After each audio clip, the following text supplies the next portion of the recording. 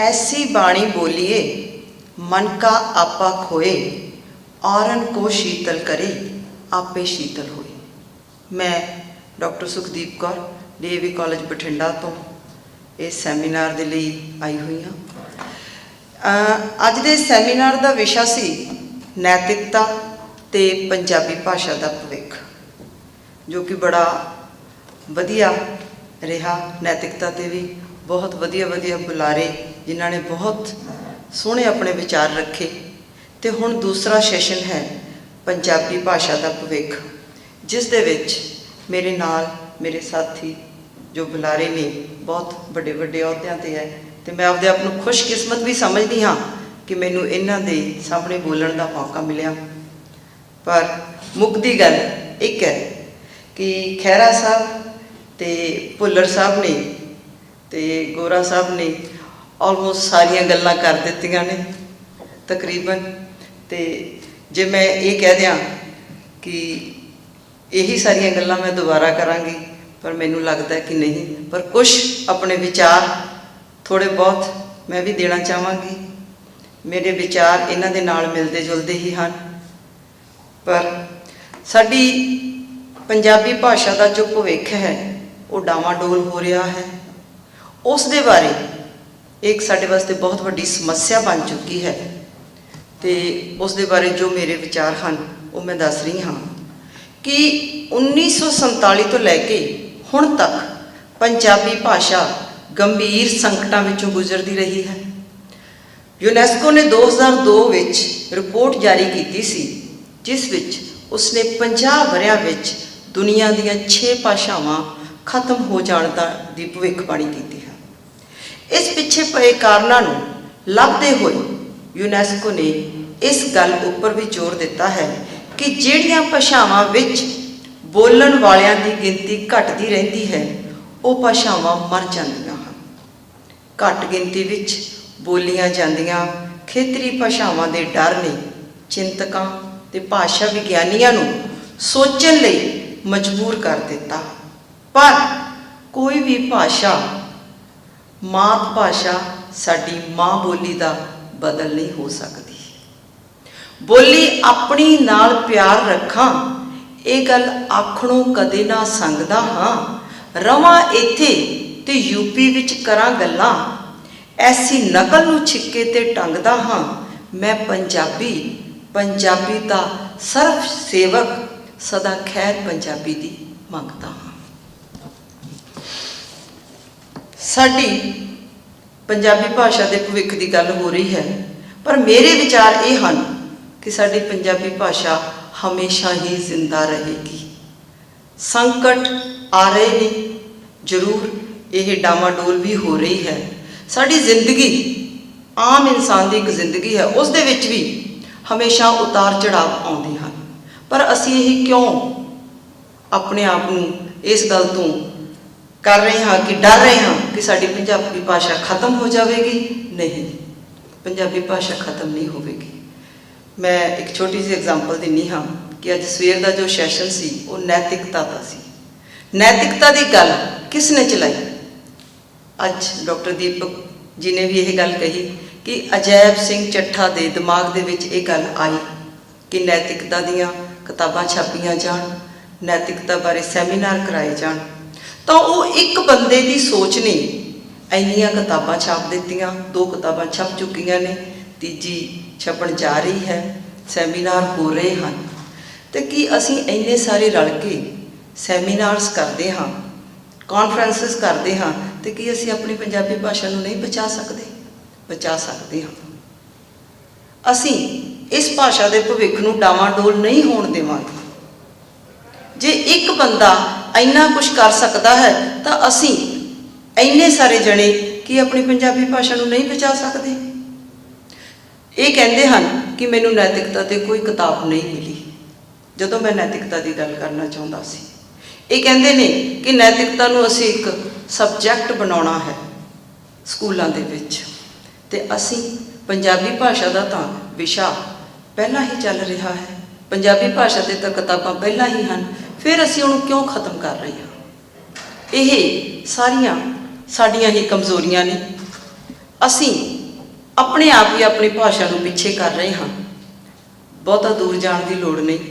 ਜਦੋਂ ਅਸੀਂ ਘਰ ਦੇ ਵਿੱਚ, ਮੈਂ ਵੀ ਘਰ ਦੇ ਵਿੱਚ, ਜਿਵੇਂ ਕਿ ਭੁੱਲਰ ਸਾਹਿਬ ਨੇ ਕਿਹਾ ਸੀ ਕਿ ਅਸੀਂ ਪਹਿਲਾਂ ਬੱਚਿਆਂ ਨੂੰ ਐਪਲ ਬਣਾਉਣਾ ਸਿਖਾਉਂਦੇ ਹਾਂ ਅਤੇ ਜਦੋਂ ਉਹ ਬੋਲਦੇ ਨੇ ਤਾਂ ਸਾਡੀ ਅੰਗਰੇਜ਼ੀ ਖਤਮ ਹੋ ਜਾਂਦੀ ਹੈ। ਇਹ ਗੁੜਤੀ ਅਸੀਂ ਹੀ ਦਿੰਦੇ ਹਾਂ। ਅਤੇ ਇਸ ਕਰਕੇ ਜੋ ਵੀ ਕੰਮ ਕਰਨਾ ਹੈ, ਇਹ ਜੋ ਕਾਨਫਰੰਸ ਹੈ, ਸੈਮੀਨਾਰ ਹੋ ਰਹੇ ਨੇ ਜਿਹੜੇ, ਬਹੁਤ ਚੰਗੀ ਗੱਲ ਹੈ, ਪਰ ਹਰ ਇੱਕ ਚੀਜ਼ ਦੇ ਵਿੱਚ ਪਹਿਲਾਂ ਆਪਣੇ ਆਪ ਤੋਂ ਇਹ ਗੱਲ ਕਰਨੀ ਚਾਹੀਦੀ ਹੈ। ਜੇ ਮੈਂ ਪੰਜਾਬੀ ਬੋਲਾਂਗੀ, ਮੈਂ ਆਪਣੇ ਆਪ ਨੂੰ ਸੁਧਾਰਾਂਗੀ, ਚਾਹੇ ਉਹ ਨੈਤਿਕਤਾ ਹੈ ਅਤੇ ਚਾਹੇ ਸਾਡੀ ਪੰਜਾਬੀ ਭਾਸ਼ਾ ਦਾ ਭਵਿੱਖ ਹੈ, ਤਾਂ ਹੀ ਸਾਡਾ ਸੁਧਾਰ ਹੋ ਸਕਦਾ ਹੈ। ਸਾਡੀ ਭਾਸ਼ਾ ਡਾਵਾਂਡੋਲ ਹੈ, ਇਹਦੇ 'ਤੇ ਸੰਕਟ ਆਏ ਹੋਏ ਨੇ।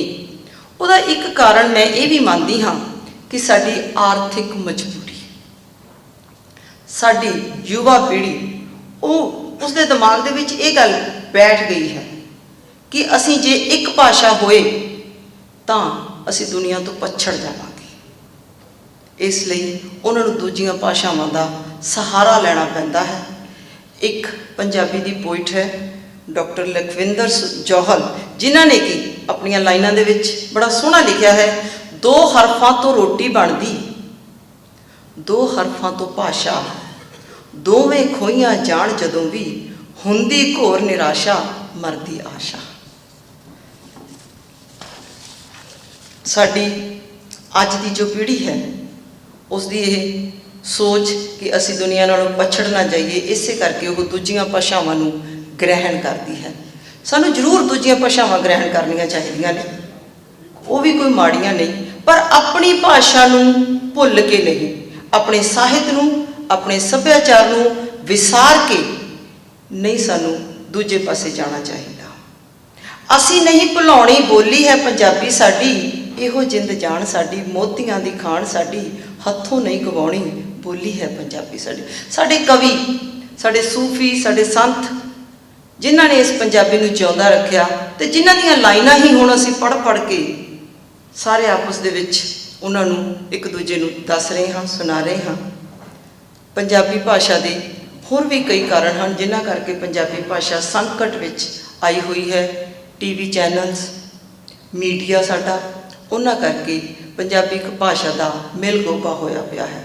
ਅਸੀਂ ਵੀ ਪੰਜਾਬੀ ਬੋਲਦੇ ਹਾਂ, ਜਿੱਥੋਂ ਤੱਕ ਕਿ ਮੈਂ ਦੇਖ ਰਹੀ ਸੀ, ਹੋ ਸਕਦਾ ਮੈਂ ਵੀ ਕੁਝ ਕੁ ਸ਼ਬਦ ਅੰਗਰੇਜ਼ੀ ਦੇ ਵਰਤੇ ਹੋਣ, ਪਰ ਅਸੀਂ ਸਵੇਰ ਦੇ ਦੇਖ ਰਹੇ ਹਾਂ ਕਿ ਅਸੀਂ ਜਦੋਂ ਬੋਲਦੇ ਹਾਂ, ਜਦ ਕਿ ਅਸੀਂ ਸੈਮੀਨਾਰ, ਇਹ ਕਾਨਫਰੰਸ ਪੰਜਾਬੀ ਭਾਸ਼ਾ 'ਤੇ ਹੀ ਕਰਵਾ ਰਹੇ ਹਾਂ, ਫਿਰ ਵੀ ਸਾਡੀ ਜ਼ੁਬਾਨ 'ਤੇ ਇੰਨੀ ਚੜ੍ਹੀ ਹੋਈ ਹੈ ਕਿ ਅਸੀਂ ਉਸ ਨੂੰ ਸ਼ਬਦਾਂ ਨੂੰ ਵਿੱਚ ਬੋਲਦੇ ਹਾਂ। ਸਾਡਾ ਨਹੀਂ ਸਰਦਾ ਇਹਨਾਂ ਸ਼ਬਦਾਂ ਬਿਨਾਂ, ਸਾਡੀ ਆਦਤ ਬਣ ਚੁੱਕੀ ਹੈ, ਪਰ ਉਸ ਆਦਤ ਨੂੰ ਬਦਲਣਾ ਸਾਡਾ ਹੀ ਫਰਜ਼ ਹੈ। ਅਸੀਂ ਹੀ ਆਪਣੇ ਆਪ, ਜੇ ਆਪਣੇ ਆਪ ਨੂੰ ਸੁਧਾਰਾਂਗੇ ਤਾਂ ਹੀ ਇਹ ਸਭ ਕੁਝ ਹੋ ਸਕਦਾ ਹੈ। ਦੂਜੀਆਂ ਭਾਸ਼ਾਵਾਂ ਜਿਵੇਂ ਕਿ ਚੀਨ ਦੇ ਲੋਕ ਨੇ, ਗਿਆਨ ਵਿਗਿਆਨ ਦੀਆਂ ਜਦੋਂ ਵੀ ਕੋਈ ਗੱਲਾਂ ਕਰਦੇ ਨੇ ਤਾਂ ਉਸ ਦੇ ਵਿੱਚ ਕੀ ਕਰਦੇ ਨੇ ਕਿ ਉਹ ਆਪਣੀ ਭਾਸ਼ਾ ਦੇ ਵਿੱਚ ਹੀ ਸਭ ਕੁਝ ਕਰਦੇ ਨੇ। ਕੀ ਅਸੀਂ ਆਪਣੀ ਭਾਸ਼ਾ ਦੇ ਵਿੱਚ ਨਹੀਂ ਕਰ ਸਕਦੇ? ਕੀ ਹੋਰ ਲੋਕ ਸਾਡੀ ਭਾਸ਼ਾ ਨੂੰ ਪਸੰਦ ਨਹੀਂ ਕਰਦੇ ਨੇ? ਪਰ ਸਾਡੇ ਲੋਕਾਂ ਦੇ ਵਿੱਚ ਕਮੀ ਹੈ, ਸਾਡੇ ਘਰ ਦੇ ਵਿੱਚ, ਸਾਡੇ ਆਪਣੇ ਆਪ ਵਿੱਚ, ਜਿਹਦੇ ਕਰਕੇ ਅਸੀਂ ਪੰਜਾਬੀ ਭਾਸ਼ਾ ਨੂੰ ਸੰਕਟ ਵਿੱਚ ਪਾ ਰਹੇ ਹਾਂ। ਪਰ ਸਾਨੂੰ ਘਬਰਾਉਣ ਦੀ ਲੋੜ ਨਹੀਂ। ਹਮੇਸ਼ਾ ਹਨੇਰੇ ਤੋਂ ਬਾਅਦ ਰੌਸ਼ਨੀ ਆਉਂਦੀ ਹੈ, ਪਰ ਹਨੇਰਾ ਬਹੁਤੀ ਦੇਰ ਨਹੀਂ ਰਹਿੰਦਾ। ਡਾਵਾਂਡੋਲ ਹੈ, ਸੰਕਟ ਵਿੱਚ ਹੈ, ਪਰ ਖਤਮ ਨਹੀਂ ਹੋਣੀ।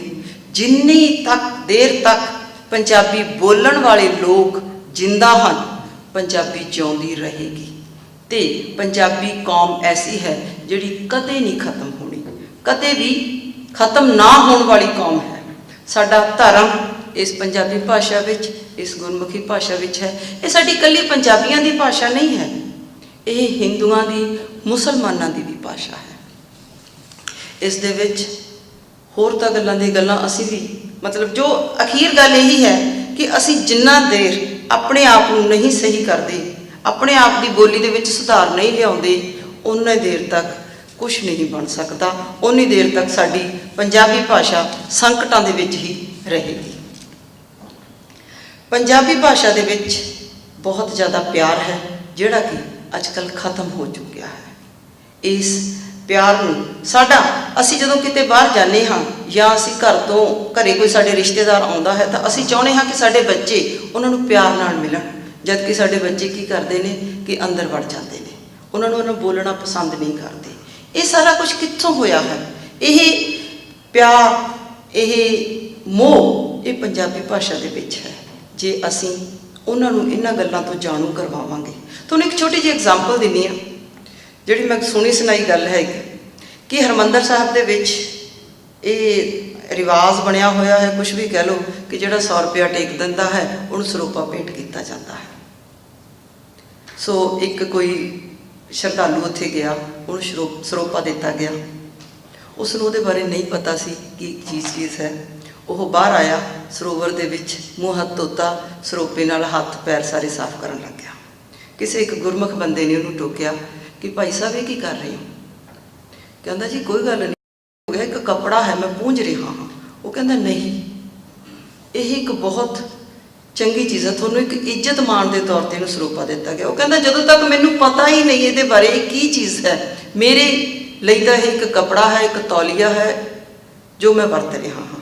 ਸੋ ਇਹ ਹੈ ਕਿ ਜਿੰਨੀ ਦੇਰ ਤੱਕ ਸਾਨੂੰ ਇਸ ਭਾਸ਼ਾ ਦਾ ਅਹਿਸਾਸ ਨਹੀਂ, ਇਹਨਾਂ ਸ਼ਬਦਾਂ ਦੇ ਬਾਰੇ ਨਹੀਂ ਪਤਾ, ਇਹਨਾਂ ਦੇ ਬਾਰੇ ਕੋਈ ਸਾਨੂੰ ਜਾਣਕਾਰੀ ਨਹੀਂ, ਉਨੀ ਦੇਰ ਤੱਕ ਅਸੀਂ ਆਪਣੀ ਭਾਸ਼ਾ ਨੂੰ ਨਹੀਂ ਬਚਾ ਸਕਦੇ। ਤੇ ਸਾਨੂੰ ਭਾਸ਼ਾ ਬਚਾਉਣ ਵਾਸਤੇ ਕਿਸੇ ਕੋਲੇ ਜਾਣ ਦੀ ਲੋੜ ਨਹੀਂ। ਸਾਡੇ ਕੋਲੇ ਆਪਣੇ ਕੋਲੇ ਇੰਨਾ ਕੁ ਸ਼ਬਦ ਭੰਡਾਰ, ਇੰਨੀਆਂ ਕੁ ਚੀਜ਼ਾਂ ਪਈਆਂ ਨੇ ਜਿਹੜੀਆਂ ਕਿ ਅਸੀਂ ਦੂਜਿਆਂ ਨੂੰ ਦੇ ਸਕਦੇ ਹਾਂ। ਦੂਜਿਆਂ ਨੂੰ ਕੀ ਜ਼ਿਆਦਾ ਨਹੀਂ ਅਸੀਂ ਕੁਝ ਕਰਨਾ, ਸਿਰਫ ਆਪਣੇ ਘਰ ਵਿੱਚ ਆਪਣੀ ਅਗਲੀ ਪੀੜ੍ਹੀ ਨੂੰ ਹੀ ਦੇਣਾ ਹੈ। ਜੇ ਅਸੀਂ ਇੰਨਾ ਕੰਮ ਵੀ ਕਰ ਦੇਈਏ ਤਾਂ ਸਾਡੀ ਭਾਸ਼ਾ ਨੂੰ ਕਦੇ ਵੀ ਕੋਈ ਵੀ ਮੁਸ਼ਕਲ ਨਹੀਂ ਆਵੇਗੀ। ਮੇਰੇ ਕੋਲੇ ਹੁਣ ਕੋਈ ਬਹੁਤਾ ਗੱਲਾਂ ਤਾਂ ਹੈ ਨਹੀਂ। ਭੁੱਲਰ ਸਾਹਿਬ ਨੇ ਤੇ ਉਹਨਾਂ ਨੇ ਆਪਣਾ ਖਹਿਰਾ ਸਾਹਿਬ ਨੇ ਉਹਨਾਂ ਨੇ ਕੀ ਕਿਹਾ ਕਿ ਇਹ ਸਾਰੀਆਂ ਗੱਲਾਂ ਆਲਮੋਸਟ ਕਰ ਦਿੱਤੀਆਂ ਨੇ। ਸੋ ਅਖੀਰ ਦੇ ਵਿੱਚ ਮੈਂ ਤਾਂ ਇੱਕੋ ਗੱਲ ਹੀ ਕਹਾਂਗੀ ਕਿ ਬੱਚਿਆਂ ਨੂੰ ਅਸੀਂ ਨੈਤਿਕਤਾ ਦੇ ਵਿੱਚ ਸਿਖਾਉਂਦੇ ਹਾਂ ਕਿ ਸਾਨੂੰ ਆਪਣੇ ਮਾਂ-ਬਾਪ ਦੀ ਸੇਵਾ ਕਰਨੀ ਚਾਹੀਦੀ ਹੈ। ਇਹ ਗੱਲ ਸਿਖਾਈ ਜਾਂਦੀ ਹੈ। ਜਿਸ ਤਰ੍ਹਾਂ ਮਾਂ-ਬਾਪ ਸਾਡੇ ਵਾਸਤੇ ਹਨ, ਉਸੇ ਤਰ੍ਹਾਂ ਸਾਡੀ ਪੰਜਾਬੀ ਬੋਲੀ ਵੀ ਸਾਡੀ ਹੀ ਇੱਕ ਮਾਂ ਹੀ ਹੈ। ਜੇ ਅਸੀਂ ਆਪਣੇ ਮਾਂ-ਬਾਪ ਨੂੰ ਦੇ ਨਾਲ ਜੋ ਦੁਰਦਸ਼ਾ ਹੋ ਰਹੀ ਹੈ, ਉਹਨਾਂ ਨੂੰ ਦੇਖ ਕੇ ਅਸੀਂ ਆਪਣੇ ਬੱਚਿਆਂ ਨੂੰ, ਅਗਲਿਆਂ ਨੂੰ ਦੱਸਦੇ ਹਾਂ, ਅਗਲੀ ਪੀੜ੍ਹੀ ਨੂੰ ਦੱਸਦੇ ਹਾਂ ਕਿ ਸਾਨੂੰ ਐਂ ਨਹੀਂ ਕਰਨਾ ਚਾਹੀਦਾ, ਸਾਨੂੰ ਬਜ਼ੁਰਗਾਂ ਦੀ ਸੇਵਾ ਕਰਨੀ ਚਾਹੀਦੀ। ਸਾਨੂੰ ਅਹਿਸਾਸ ਹੋ ਰਿਹਾ ਹੈ ਇਸ ਗੱਲ ਦਾ, ਕਿਉਂਕਿ ਬਜ਼ੁਰਗਾਂ ਨਾਲ ਬਹੁਤ ਬੁਰਾ ਹੋ ਰਿਹਾ ਹੈ। ਇਸੇ ਤਰ੍ਹਾਂ ਸਾਨੂੰ ਆਪਣੀ ਜਿਹੜੀ ਪੰਜਾਬੀ ਭਾਸ਼ਾ ਹੈ ਉਹਦੇ ਬਾਰੇ ਵੀ ਅਹਿਸਾਸ ਹੋ ਰਿਹਾ ਹੈ। ਜੇ ਇੱਕ ਮਾਂ-ਬਾਪ ਤੋਂ ਬੱਚਾ ਵਿਛੜ ਕੇ ਦੁਖੀ ਹੁੰਦਾ ਹੈ ਤਾਂ ਇਸ ਪੰਜਾਬੀ ਭਾਸ਼ਾ ਤੋਂ ਵਿਛੜ ਕੇ ਵੀ ਅਸੀਂ ਬਹੁਤ ਦੁਖੀ ਹੋਵਾਂਗੇ। ਪਰ ਬਹੁਤਾ ਕੁਛ ਨਾ ਕਹਿੰਦੀ ਹੋਈ ਇੱਕੋ ਹੀ ਗੱਲ ਅਖੀਰ 'ਚ ਕਹਾਂਗੀ ਕਿ ਇਸ ਨੂੰ ਬਚਾਉਣ ਵਾਸਤੇ, ਇਸ ਦੇ ਭਵਿੱਖ ਨੂੰ ਬਚਾਉਣ ਵਾਸਤੇ ਸਾਨੂੰ ਬਹੁਤਾ ਕੁਛ ਕਰਨ ਦੀ ਲੋੜ ਨਹੀਂ, ਸਿਰਫ ਆਪਣੇ ਆਪ ਨੂੰ ਹੀ ਸੁਧਾਰਨ ਦੀ ਲੋੜ ਹੈ। ਜੋ ਸਾਡੀਆਂ ਕਾਨਫਰੰਸ, ਜੋ ਸਾਡੇ ਸੈਮੀਨਾਰ ਹੁੰਦੇ ਹਨ, ਇਹ ਵਿਅਰਥ ਨਹੀਂ ਜਾਂਦੇ। ਜੋ ਇਹ ਸਾਰੇ ਰਲ ਕੇ ਇਹ ਕੁਛ ਕਰ ਰਹੇ ਨੇ ਪੰਜਾਬੀ ਭਾਸ਼ਾ ਦੇ ਭਵਿੱਖ ਬਾਰੇ, ਨੈਤਿਕਤਾ ਬਾਰੇ, ਇਹ ਸਾਰਾ ਕੁਛ ਗਵਾਇਆ ਨਹੀਂ ਜਾ ਸਕਦਾ। ਇਸ ਤੋਂ ਬਹੁਤ ਕੁਝ ਸਿੱਖਣ ਨੂੰ ਮਿਲੂਗਾ ਤੇ ਘਬਰਾਉਣ ਦੀ ਲੋੜ ਨਹੀਂ। ਸਾਡੀ ਪੰਜਾਬੀ ਭਾਸ਼ਾ ਜਿਉਂਦੀ ਸੀ, ਜਿਉਂਦੀ ਹੈ ਤੇ ਜਿਉਂਦੀ ਹੀ ਰਹੇਗੀ। ਮੈਨੂੰ ਕਈਆਂ ਨੇ ਆਖਿਆ ਕਈ ਵਾਰੀ, ਤੂੰ ਲੈਣਾ ਪੰਜਾਬ ਦਾ ਨਾਂ ਛੱਡ ਦੇ, ਗੋਦੀ ਜਿਸ ਦੀ ਪਲ ਕੇ ਜਵਾਨ ਹੋਇਓ, ਉਹ ਮਾਂ ਛੱਡ ਦੇ ਤੇ ਉਹ ਗਰਾਂ ਛੱਡ ਦੇ। ਜੇ ਪੰਜਾਬੀ ਪੰਜਾਬੀ ਹੀ ਕੂਕਣਾ ਏ, ਜਿੱਥੇ ਖਲੋਤਾ ਹੈ ਉਹ ਥਾਂ ਛੱਡ ਦੇ। ਮੈਨੂੰ ਇੰਝ ਲੱਗਦਾ ਲੋਕੀ ਆਖਦੇ ਨੇ, ਤੂੰ ਪੁੱਤਰਾ ਆਪਣੀ ਮਾਂ ਛੱਡ ਦੇ, ਤੂੰ ਪੁੱਤਰਾ ਆਪਣੀ ਮਾਂ ਛੱਡ ਦੇ। ਧੰਨਵਾਦ ਜੀ।